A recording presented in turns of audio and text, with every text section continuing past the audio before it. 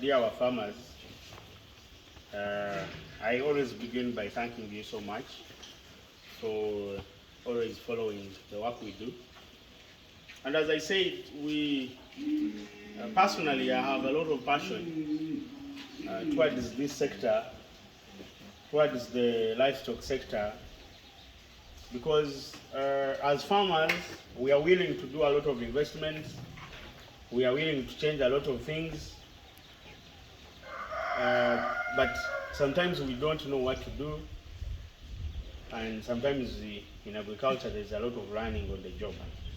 So you start, you learn from another person, you learn from another person. We have also learned from the job and continuous research.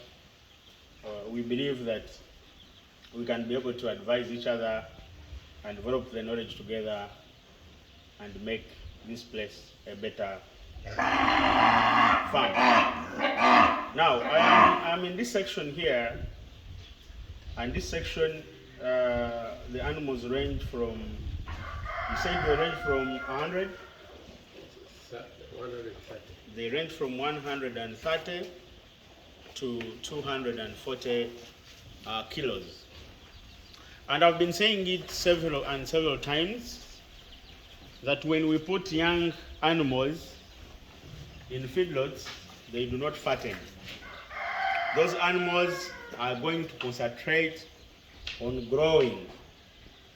And the initial importance of a feedlot is to do finishing. So if we put animals that are not ready to fatten or are not ready to be finished, then that's going to become a challenge. Now, when you look at animals that are 130 to 240 kilos, in my own view, in my understanding of the system, is that none of them qualifies to be in a feedlot for fattening.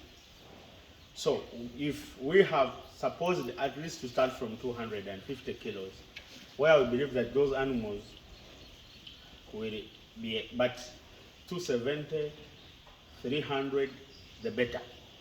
Because those animals are just going to be doing one thing, they are just going to be adding on the weight or giving us the meat. Because if they are young, then they are still growing, and once they are growing, the rate at which they will gain weight will be minimal. Now you find that if you have the structure where we started from, I think I didn't record a video there.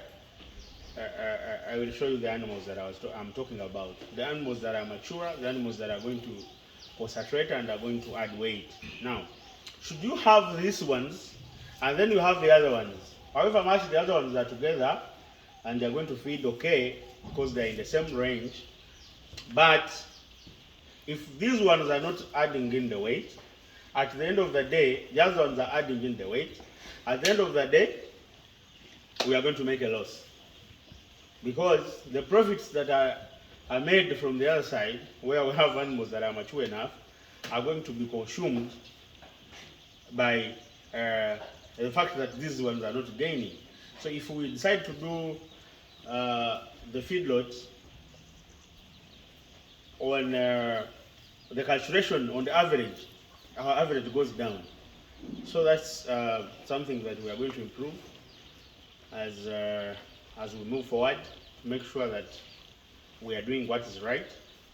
So if I happen to have animals like these, the ones that are a bit younger and will not be able to add as much, what we can do is good enough the farm has enough land. What we can do to increase the rate of growth, we can supplement them. We can let them go out and also supplement them within, maybe in the evenings. We make sure they are being supplemented, other than keeping them 100% inside the structure. So I wanted you to see that. I wanted you to understand clearly that when you're bringing animals in a feedlot, they must be able to be the animals that are going to finish. So before we talk about food, before we talk about what, we must make sure that animals are going to convert and their conversion rate is high. And age is part of that. Of course, there are some challenges with selection, But if you look at this farm, all the animals that are selected, they are good animals, and the animals that are going to gain weight. We have the crosses of Brahman and a lot of crosses of the Bolans. So these are meat animals, the animals that are going to gain weight. But I think as we move forward, we are going to do proper age selection for this feedlot.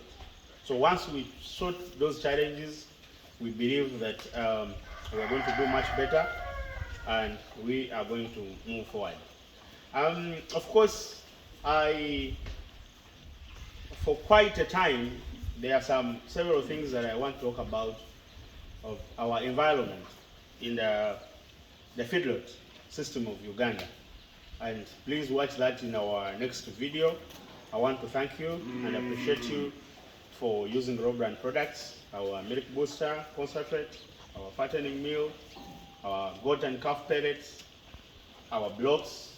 We believe these products are really doing a lot of wonders. We have very great feedbacks that are coming along, and we are happy that our scientists, ourselves, we have been able to put such good products on the market. I thank you so much.